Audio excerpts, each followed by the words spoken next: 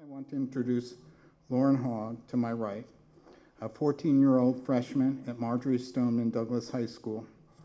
Some of you may have heard her brother speak. Lauren and her mother, Rebecca. Rebecca, will you stand, please? Sorry. This is Lauren and David's mother. And a public school teacher. And a public school teacher, very important.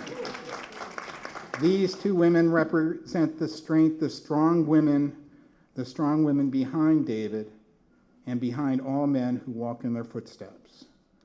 Lauren?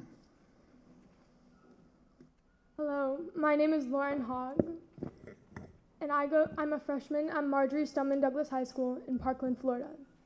On February 14th, I went through an unimaginable tragedy. Everyone at my school did, but unfortunately, now we know what it's like to go through it, and we can imagine what it's like.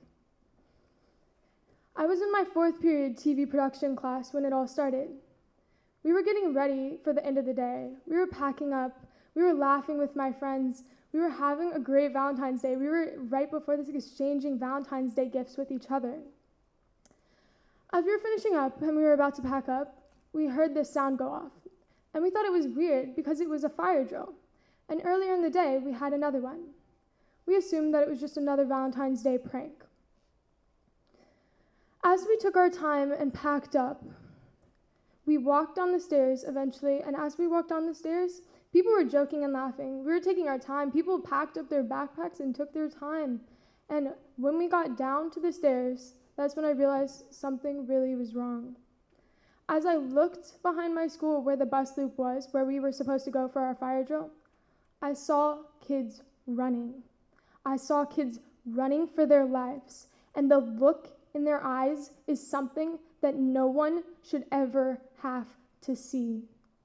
The fact of the matter is, kids still thought it was a joke. They thought it was a joke because we were told at our school that we were going to have a code red drill with actors and blanks being fired. Kids were laughing, while on the other side of my school campus, my friends were dying. We had no idea what was going on just a few feet away from us at that time. As I saw people running and people were joking, I grabbed my 4 closest friends in that class and I said, guys, something is wrong here. We have to get back to class. They're like, don't worry, Lauren, it's just a drill. And I was like, guys, I know something's wrong. And people always tell me to listen to my intuition, and I never really listened to them. But at this moment, something was telling me that something bad was happening. So I grabbed my friends and I took them and I said, we need to get back to class. I don't care if this is a drill or not. We need to be prepared for whatever this could be. So as we ran back to our class, we had to shovel through kids taking their time walking back up the stairs. When we got back to class, I called my brother and I said, David, what's going on here? Something's wrong. Why are people running? Why are people screaming? And my brother was in another building than me, and all he could mutter out was, hide, Lauren, hide. He just kept on repeating, hide. I heard people screaming behind him, and I knew something was for sure wrong. When I got back to my class, we hid in a corner, and so many kids in my class still thought it was a joke. I grabbed my friends and we hid behind the television set where nails were sticking out because they built it a few years ago. As we shoveled in there and kids still thought it was a joke, we began to get texts from our friends. One of the group chats that we were in, a lot of my friends were in the freshman building, and these are what the texts were like. It started off with one kid saying, what's that noise? Why are people screaming? And next thing you know, another kid saying, what's that noise? Why does it sound like there's gunshots down my hallway? And the next thing you would know, my friend was screaming and telling us that they love us and the shooter was shooting through their classroom door. And the next thing you know, we were hearing stories. They were telling us that our friends were on the floor bleeding. And that's something that no child, nobody in America, no matter how old you are or where you're from, should have to go through. It's something that no one should have to go through. Hearing reports while we're stuck in the corner of a dark room, having our teacher cover the door, that our friends were laying on the floor, was probably one of the worst parts of that day. As we waited there in silence, one of our friends pulled up the news feed on their phone. While we were still hiding, we had no idea what was going on. The rumors coming through our phones and the Snapchats we were getting from our friends who were in the freshman building of the shooter shooting through his door is just something that you can never imagine unless you were there and saw what we saw. As we sat there, the look in people's eyes, I was holding people that I've never talked to hands, and every single person was telling each other how much they love each other. I never realized in my life until that moment how much something as little as saying I love you can make a difference. And now that I realize, throughout that whole day, it was a great day before this. It was probably the most happy I've ever seen any kids at Douglas. Everybody was saying I love you. And I realized later that day what really struck me is that even right before this, I was saying I love you to my friends.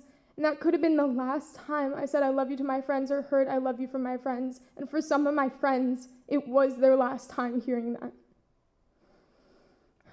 As we sat there in the darkness and we heard reports coming in about my friends being on the floor and teachers being dead on the floor, we were scared. We heard reports that there were multiple shooters. There were so many rumors going around. As we sat there, we heard someone come down our hallway. We didn't know who it was, but in that moment, all I could think about was my family. And people say that your life flashes before your eyes, but it really does. We didn't know who it was. Kids crowded behind the TV set and started trampling all over us. As I sat there, it's nothing. I'm 14. I shouldn't have to think about getting shot in my school, a sanctuary that should be safe for every child in America. But in that moment, all I could think about was getting shot and what it would be like and things I haven't said to my family. Having to text goodbye to your parents and that you love them is the worst thing imaginable. After about 3 hours of waiting in the darkness, not knowing what was going on, we heard our door get kicked open. We didn't know who it was, but thankfully it was the SWAT team coming to save us. When they came to get us, they made us line up in a row, and as we walked out, we had so many police officers and SWAT members pointing guns at us, and having to hold my hands above my head in my own school, and knowing that something was wrong in just a building right next to ours, it was horrific. Walking outside of that school and being told to run for our lives with our hands above our heads was horrible. Once I got out, the thing was, it was almost like a movie. Everything seemed to glow. In your life, I never realized that things could physically glow and sound could be obsolete. Things just seemed so extreme. My friends screaming, people not knowing what was going on. Our school had literally become a battleground. It was silent. Kids didn't know what was going on. Kids were shell-shocked because we just had a bomb basically dropped on our school. The worst part of that whole entire day was getting home. Because growing up, I always imagined and had a dream about seeing my friends or myself on TV someday. Like, oh my God, that'd be so cool. Maybe I'd be on Disney Channel. I always thought it'd be so cool. But getting home that day and seeing my friends' faces on TV became my worst nightmare. Collapsing on the cold, hard floor of my house, knowing that my friends were either missing or dead on the floor of my school where I usually laugh with them, was the worst part of that day. And that is why we need to do something. Because the things that I went through, the things that my friends went through, having to walk over our friends' bodies, no one in America or anywhere in this world should have to go through that.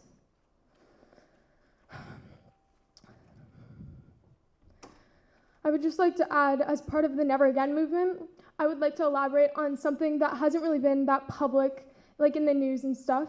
So I would like to talk about mental health in our education system. We need mental health curriculum in our schools. We are forced to take sexual education and physical education, but we're never asked or even gotten the option to take mental health education. And I find that absolutely absurd. If anything, it is as prevalent and important as any other type of health.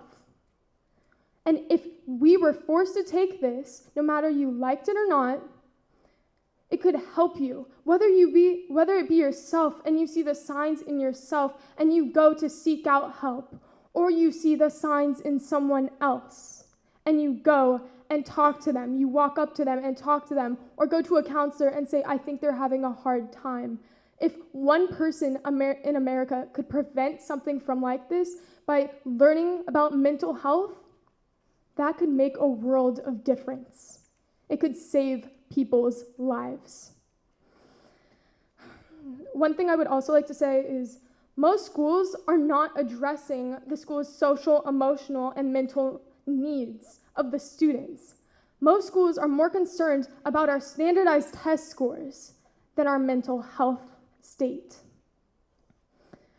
So I did a little math at my school, and according to our online website, we have 18 people in our counseling department. As of 2015-2016, there were 3,158 students. That means for every single guidance counselor, there's 175 students. We have no outlet at our school to talk to anybody, and this is schools all across America. So how, if you were going to talk to somebody, how would our guidance counselors have the time to meet with 175 students? I went to my guidance counselor the other day, she didn't know my name. We need more therapists and more trained social workers at our school to talk with us. And I think when that happens, that's when the real change is going to occur, when people learn about what mental health is in our schools, and we get rid of the sticky stigma surrounding every type of mental health. Thank you.